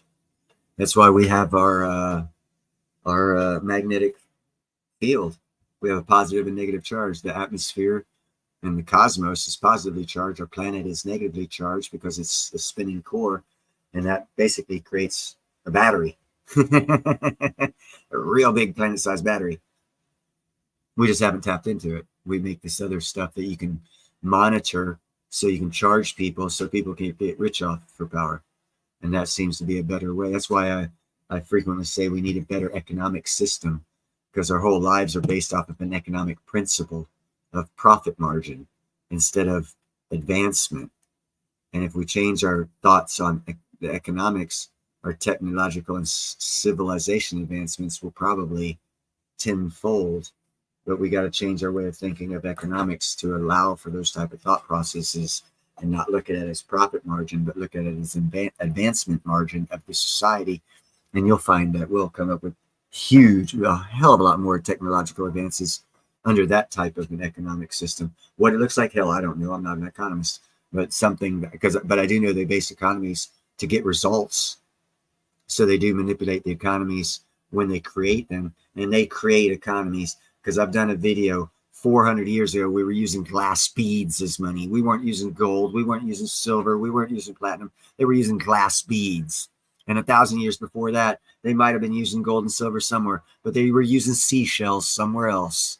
So value is different at different times, depending on whatever the conditions were that made those people think those things were valuable. I know when we made the glass beads, it was the invention of glass blowing and the ability to create glass. And so they put great value on glass, especially if you had striped and colors in it. So therefore they valued it higher than money. So therefore it became money. So it was a psychology behind that economy that made glass money. So anything can be money. That means economies can be changed because there's a thought process, and it's not a capital gains process. It's actual thought process. It's psychological thought process of society. And those are called psychological experiments. That's how we came up 400 or 500 years ago with glass being money to begin with. Yeah, at the same time, somewhere in the world, I'm sure gold was money. But in the area of the world there where history is being recorded and pressed onto us in our schools, it was glass beads. So all that stuff changes.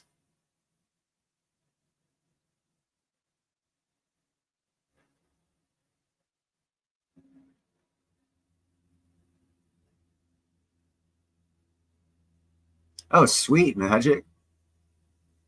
Yeah, you know, and in the Polynesian and the Micronesian and Pacific Islands, shells actually were a commodity of trade because they hadn't been introduced. Obviously, there's no mining going on islands because you don't want to poke a hole in the island to have it sink, right? Actually, they do mine on islands now. Hawaii mine. These for 20 years mined this one mountain so they can make concrete to build their buildings. 25 years actually. And then they switched back to steel. They just did that in 2020, 2019. Because I guess that mountain had already been taken down and they put houses there.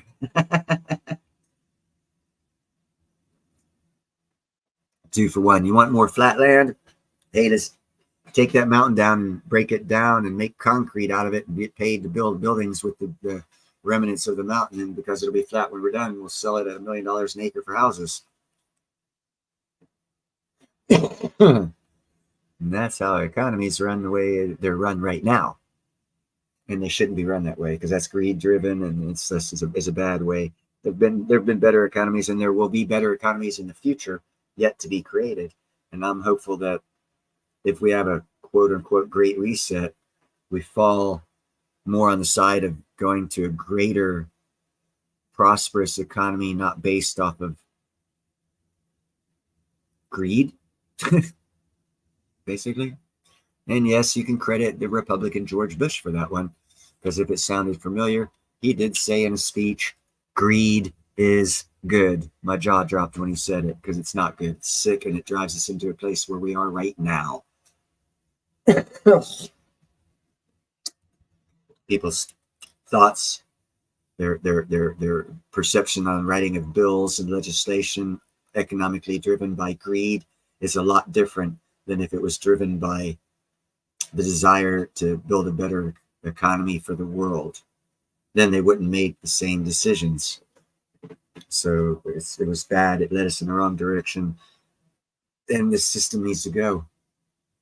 It needs to go. What it's going to be replaced with, hopefully there'll be a lot of us that have a lot of money to help construct that future.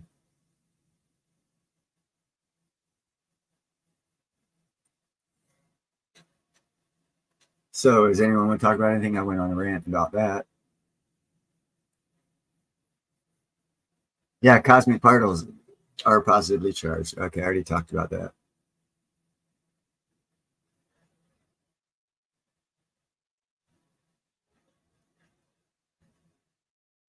That's a good information. One time, puka shells. Well, damn, people. I don't know what else to talk about. I do, but I don't know if you'd be interested in it.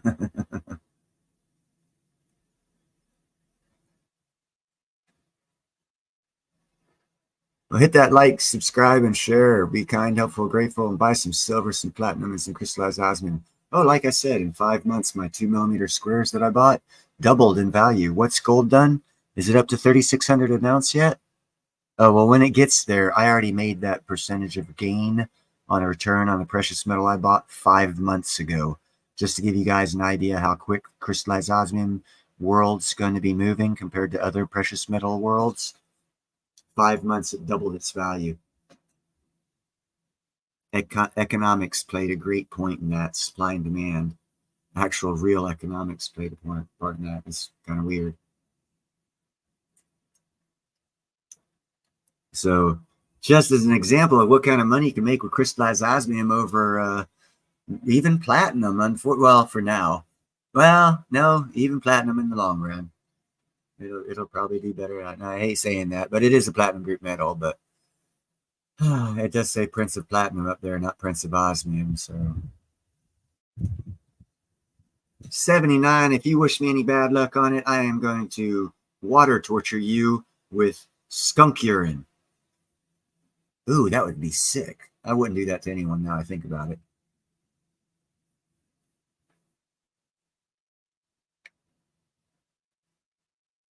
You've been quiet for too long, so I had to say something. Stir your emotions so you'll talk more.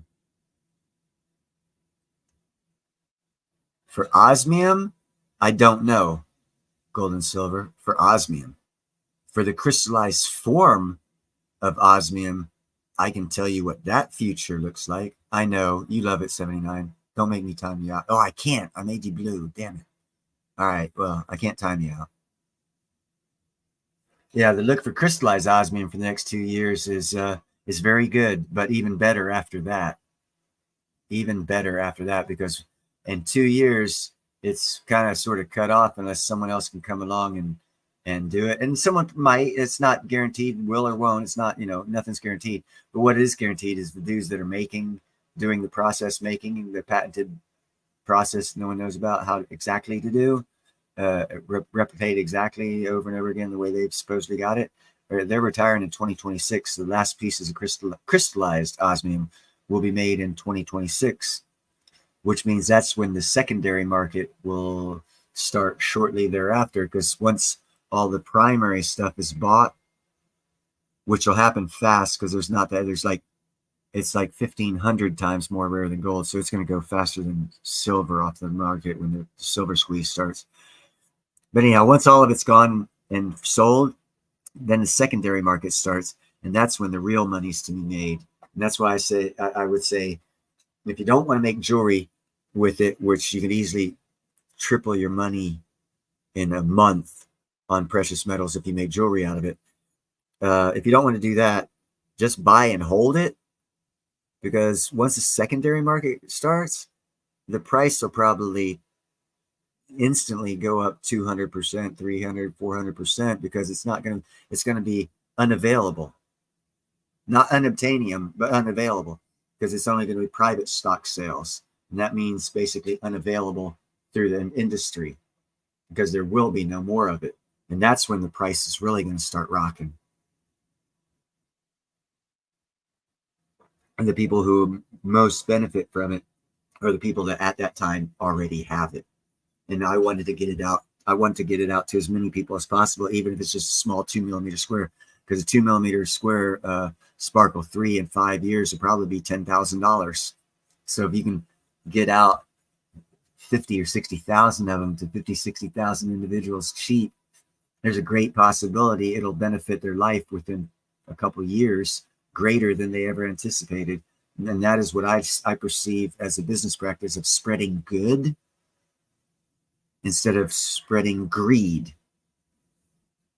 And if we have a secondary market going, those people can sell it back, get the money to do whatever their life scenario put them in, that they didn't realize that nose ring would help them out for a couple months if they sold it back at such a spectacular profit. That was my theory and thought process on that, and the gap that the Osmium Institute left in the pricing. Yeah, there's a lot of things that make me choose it, but it was like a diamond. It was the crystallized osmium and the crystallized osmium mine, the 2 millimeter square, and it's showing its true colors by doubling in 5 months. Kind of sort of like I saw it would happen. That's why I went there. And it happened, and it's going to happen to the rest of the crystallized osmium. It's just the 2 millimeter squares happen faster because of supply and demand. And that curve went into play. Now the 2 millimeter squares, 5 months later, is twice the price of it was 5 months ago because of supply and demand. And I saw that, and I saw the pricing they had. I saw the way they had their business set up, and it was just like, ring, ring, ring, ring, ring, ring. So I jumped on it, ran with it. It went fast. Now it's caught up to a more reasonable price for what it is. And it'll only grow at about maybe 15% instead of 100%. But still, whatever. I called it. Like Kramer, I called it.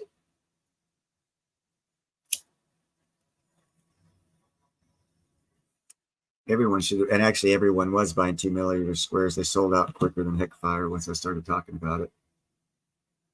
I got like 30, a couple other people got 40 or 50, and boom, sold out. And then it wasn't offered for sale for like 2 or 3 months till they actually made more.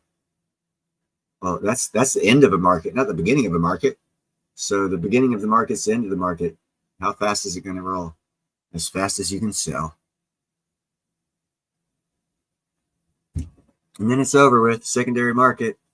Name your price. So I would suggest everyone learn how to make jewelry over the next 2 years. Buy yourself a couple 2.5 gram gold bars that they are right now cheap. Sit on like 3 or 4 of them and learn a little bit about jewelry using silver. And in 2 years, when you're a lot better at it, also have a little bit of osmium, crystallized osmium. And in 2 years, when you're better at it and gold is tripled in price or doubled in price, you'll have got it for the now price. You can make a ring with crystallized osmium and gold, and you can sell the gold for the then price to replace it. So you're not out of pocket any money for replacing the gold to make another piece. You're actually gaining a profit off, more of a profit than it was the time you bought it.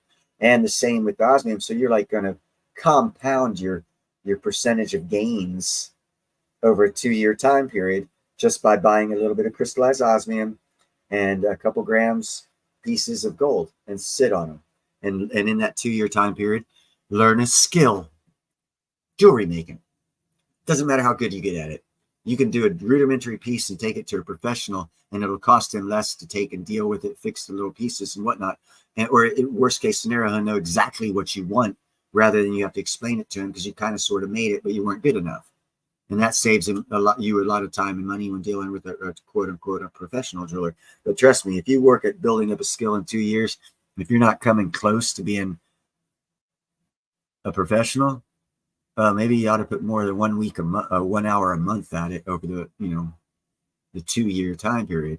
Maybe 24 hours isn't enough time to be a professional for your learning style. It might take 48 hours. Still, you got 2 years. Learn that skill. Start watching YouTube videos. There's a lot of good guys that walk you straight through it. It takes very, very, very, very little equipment. Very little equipment whatsoever. Start probably less than $500.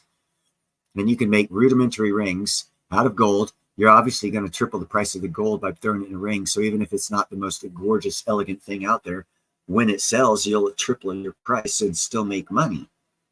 And will it be survivable? No, but as you get better at it, you'll get better at it. And you only do that by doing it. So, shit's hitting the fan. Things to invest in is precious metals and valued skills. Why not add the two? Why not learn a skill of jewelry making and pre-set up a couple pieces of crystallized osmium and a couple 2-gram pieces of gold so that you can actually, when gold goes up to 5,000 or 6,000 or 20,000 after the reset, if it comes, and it gets reset to a higher price, you'll already have an amount, but you can sell it for that other new reset price to where you can always buy more. So you're not going to be priced out of anything if you have it before it happens. And that's a 2-year time period. And at that time, your jewelry will, again, garnish you even more percentage gain on top of the gain if you bought in the precious metal and the osmium at the cheaper price. You'll have a 200 or 300% increase in price of profit just from having them at an earlier time period, taking 2 years to learn the skill of jewelry making. And when you finish learning the skill of jewelry making, use those products you bought at the 2-year earlier price and sell it for that then and now price. And your profit margin on those first pieces that you make will be exponential over any other profit margin you make in jewelry making. But it'll get you a great start. Even if the economy jumps up to where everything's so expensive you can't afford it, you'll be able to afford it, because if you have the 2-gram piece and you make a ring out of it, you should theoretically be able to buy, because of the price that you sell it at, you should be able to buy 6 grams of gold to replace it. and then you do the profit margin from there. So, a value skill, jewelry making, and buy the stuff to make the jewels and the jewelry now.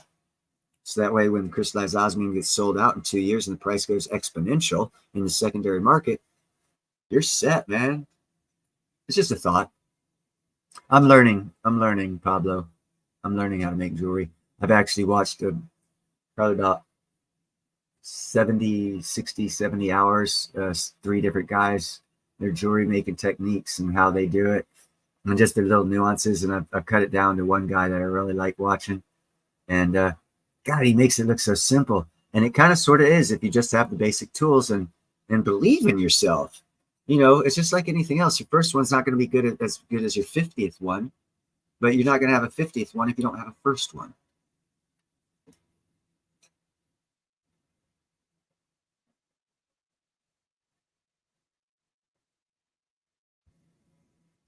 Well, actually, by making jewelry, I actually can't see all of it. Let me highlight this. Oh, there we go. Now I can read the whole comment. Yeah, make money in a fair way. And jewelry is an accepted practice to between 1% and 500% increase. It's an accepted practice. It's not a greed thing. It's accepted. So you're on with the business flow. Hey Pete, I'm doing a live stream right now. Can I call you back? Yeah, no problem. Or you can come on the live stream. Yeah, I'll wait for your call. All right, bye-bye. Thank you.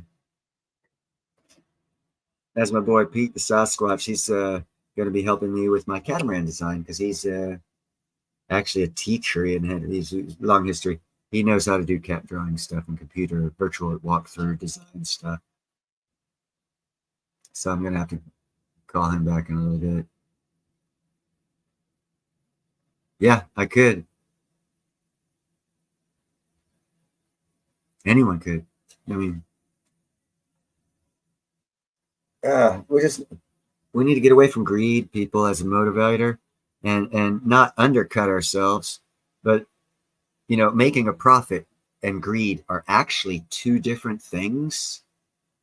So if you go with the normal profit margin of an industry, that's not greed. That's the normal profit margin of an industry.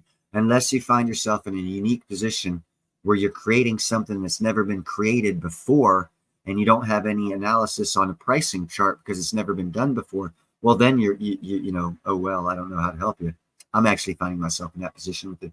As soon as I create the lightning crystal art, I have no clue how to help price it. I look at little Picasso sketches and they're going for $400,000 or $500,000 and they look like crap, but they're one of a kind.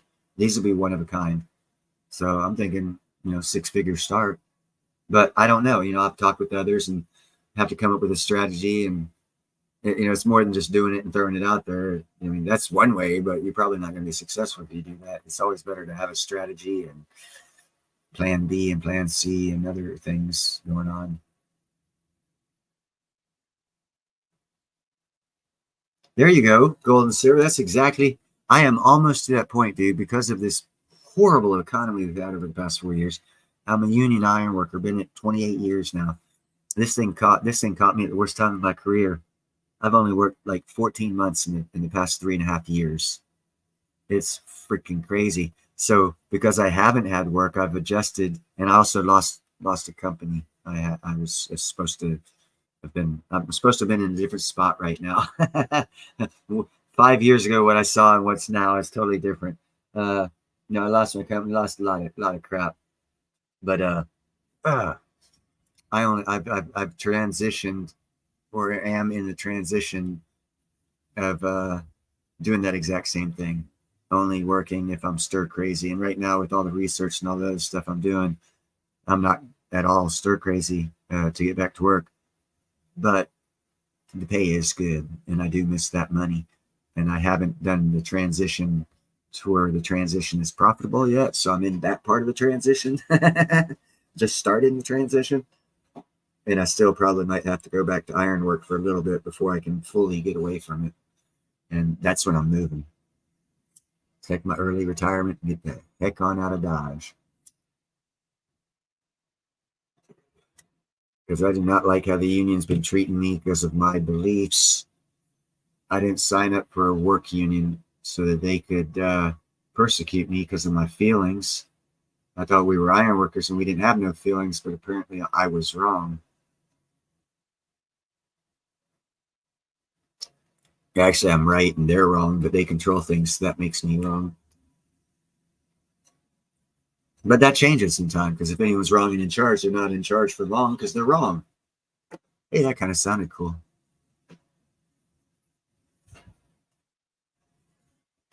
But anyhow, I'm going to go ahead and cut this off. I do have to call Pete back. Thank each and every one of you for showing up. I always appreciate talking with people, and however it is that you feel, whether I answered questions or enlightened you in any way. I hope I did. Oh, sweet. Yeah, I've worked around you guys a lot. When I was working on the East Coast, Northeast Coast, before I came out to California, I worked with a couple of Mohican Indians, and they actually gave me the name Skywalker as a call name. And then I told them my last name was Han, and I changed it from Skywalker to Han Solo. And they okayed that as that cool. But Skywalker is what the Indians call connectors, because from a distance it looks like you're walking in the sky. But anyhow, yeah, I'm going to go ahead and well, good luck at gambling. What are you gambling at? Win. No luck. Win. You guys have a good evening. I'm going to end this thing right now. Thank you for showing up. Be kind, helpful, and grateful. God bless America. See you guys tomorrow night.